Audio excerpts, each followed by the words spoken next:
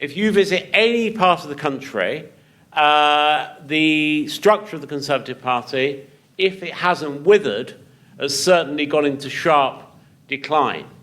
And throughout my adult lifetime, we were told that didn't really matter. Didn't really matter because political parties were bound to shrink.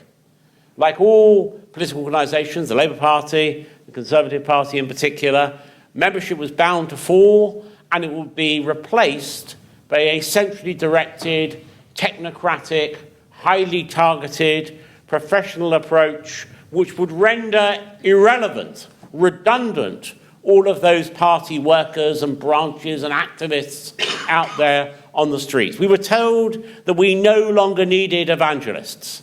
Can you imagine that? Can you imagine any organisation that no longer felt it needed to evangelise its message? But that's what we became convinced of. Well, some of us became convinced of. I didn't. These people didn't. But some people in our party did. And then the most extraordinary thing happened. Against all of those predictions, all of the established wisdom, all of the academic evidence, the Labour Party rebuilt a mass membership. Can you imagine that? The Labour Party defied all that had been assumed to be the inevitable course of history and rebuilt a mass membership. And the Labour Party now has, 5 times as many members as us, or something of that order, at least, I suspect. We don't quite know how many members they've got, and we don't quite know how many members we have either, really. But let's say it's something of that order. Conservative Party completely hollowed out in most of the cities now. I was in Nottingham for 20 years as a councillor, and we still have vestiges of an organisation in each of the constituencies in Nottingham when I first went there as a student. Now virtually hollowed out. We have a skeleton structure in some of the cities, and some of the suburbs too. And that's going to make it very difficult to broadcast the Conservative message on the ground in those places. We reassured ourselves, maybe we deluded ourselves, that many of these Labour members wouldn't be active, and it's true, many of them won't be. But I can tell you, if you speak to my colleagues in marginal seats in the House, they will tell you most weekends there are a large number of Labour activists out working in their constituencies, and I presume the same must be true of their own, where they're defending seats. So, whilst it's true that not all their members are active, a great deal more of them are active than we would ideally like.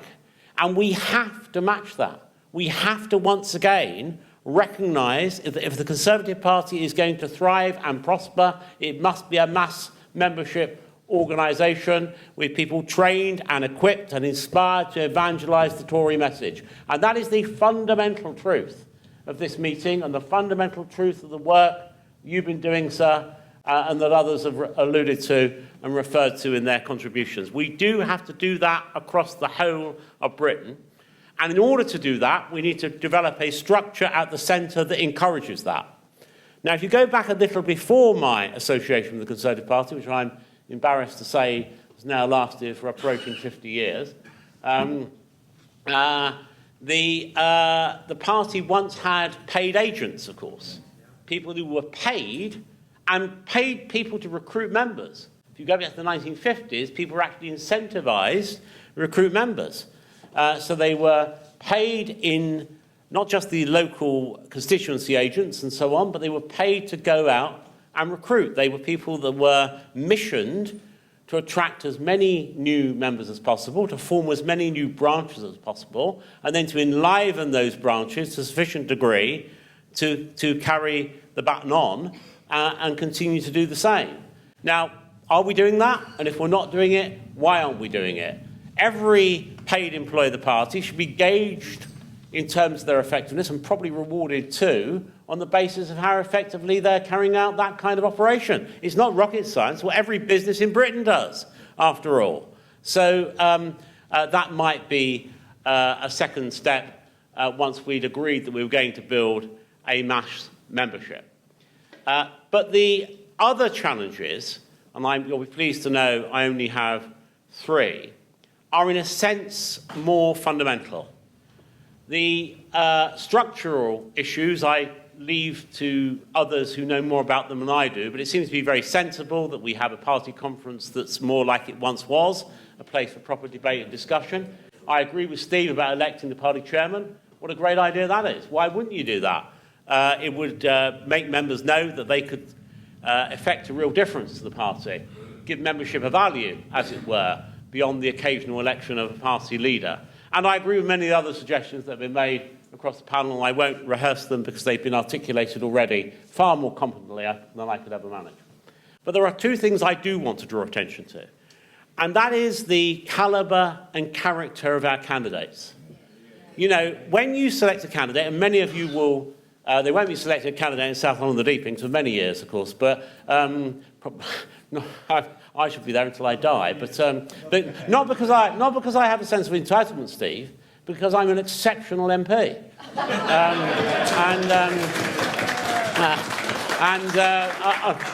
If I wasn't, I wouldn't expect to be reselected. I wouldn't expect to be re-elected. I wouldn't go to my grave thinking I could have done this job better. I could have done more.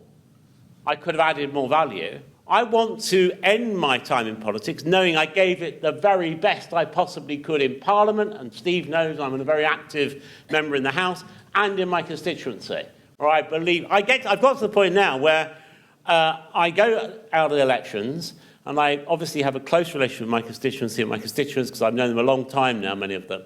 I get people who come up to me and say, I'm not voting for you, Mr. Hayes, but they kind of half apologise.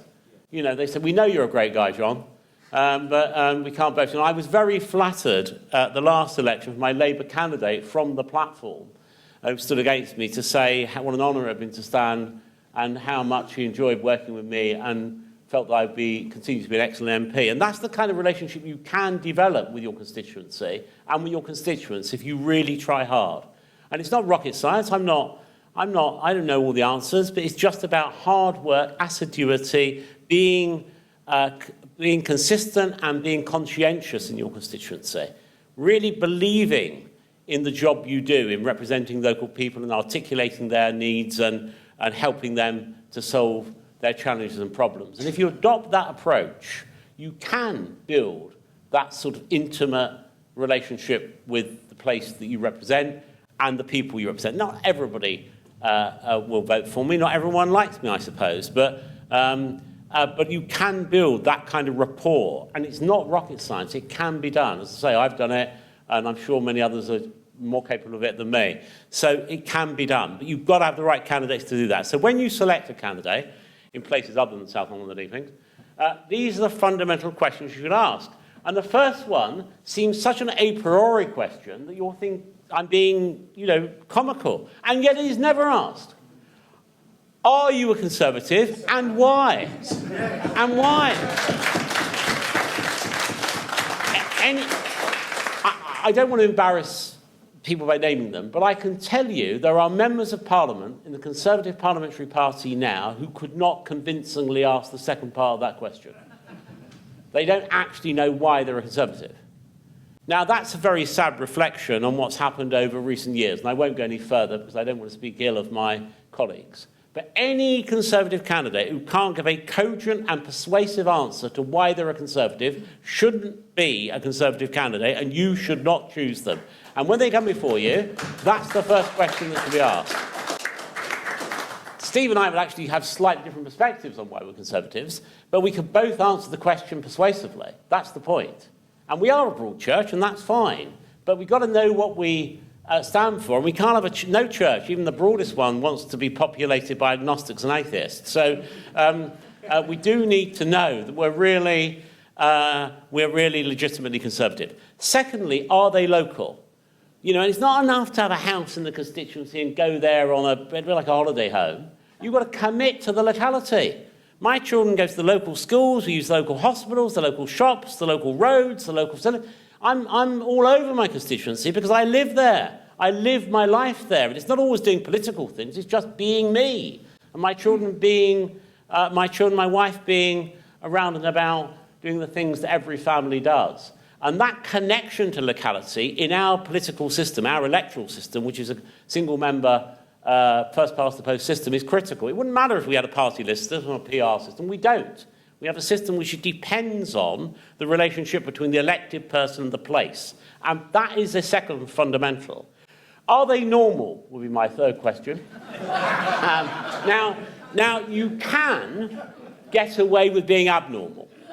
If you're Anne Widdecombe or Jacob Rees-Mogg, you can get away with being wonderfully abnormal. And that can work, okay? And I adore Jacob, as you probably know. And actually, I've got a big soft spot for Anne too, although I don't approve of her current dalliances, as you can imagine, politically. But they turned being unusual into a virtue, because Anne is not, she's an unusual lady, isn't she? And Jacob's an unusual chap. But they've turned that into a brand. So, but what you can't have is someone that's neither characteristic in the way that they are, nor empathetic with his constituents in the way that most normal people can be. You've got to have people that when they walk down the street, the average voter who encounters them can feel, yeah, he's a bloke a bit like me, who sort of understands what I understand, cares about what I care about, gets my fears and hopes, appreciates them and will re-articulate them. And if you don't have someone like that, and my goodness, we've got some characters in our party who really couldn't tick that box, then you aren't going to do too well in any locality. And so are they normal, is my third question. And my final question about candidates would be, are they evangelical? It's the word I used earlier. Are they going to go out and sell themselves and the message and the party in every encounter they have?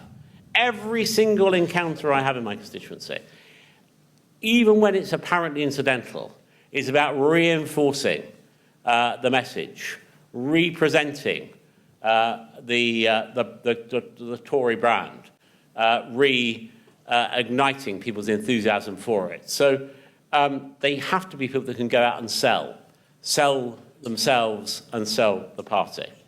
My final point, you'll be good to know, and then I have a bit of good news. You'll be pleased that I'm ending on good news, because the rest of my speech has been fairly melancholy, hasn't it? And I don't want to leave you this time of the day going into your sumptuous lunches in a less buoyant mood than you might otherwise have done. So let me deal with this point. And it is again, almost extraordinary for me to have to say this. And that is, unfortunately, too many people in the Conservative Party are so uncertain about their Toryism, so shameful about those Tory principles, that they emulate, albeit in a rather diluted form, the agenda of our opponents. They've bought most of the liberal left consensus on a whole range of issues. They've assumed that orthodoxy is both acceptable and inevitable, that it can't be challenged, it can't be countered, that there's no narrative, and as a result of which, it isn't surprising that we've struggled to attract new members when the case for conservatism has almost never been made. If you don't make a case for conservatism, you can't be surprised that people won't join. And yet, perpetually, repeatedly, all we offer is a watered-down form of our opponent's agenda. We allow them to set the terms of the debate, and then we largely go along with those liberal left assumptions. And it is a sad truth that that's been true for most of my political lifetime. We've allowed the argument to go by default. Now, here's the good news, and you'll be glad to know, David, this is my exciting peroration. So make sure you build your enthusiasm for it, won't you? The good news is that Boris Johnson's election and leadership provides the opportunity to reevaluate all this. Whatever you might think of Boris, and people will have different views about him, he does mark a distinct difference from all that's gone before him, particularly his immediate predecessor, but actually most of his predecessors, in that he's clearly a risk taker. He's clearly someone who's prepared to say what others won't say. He's clearly unabashed about his beliefs and unabashed about the way that he articulates them. And this does provide a window of opportunity, the opportunity for a catalyst for change. I think that the current Conservative leadership and the current Conservative government is potentially the most Conservative we've had in my lifetime. in my lifetime.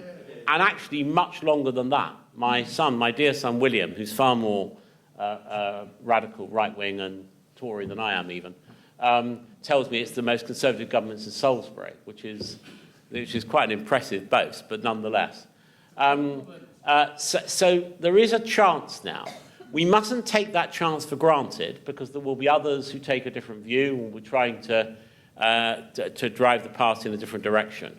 But I think with Boris and Michael Gove at the heart of the government, we do have a chance now to reevaluate how we structure the party, to look again at building the mass membership organisation I described, and most importantly of all, of making a case for conservatism and developing the policies that emanate from that fundamental belief in our nation and all that's best about it.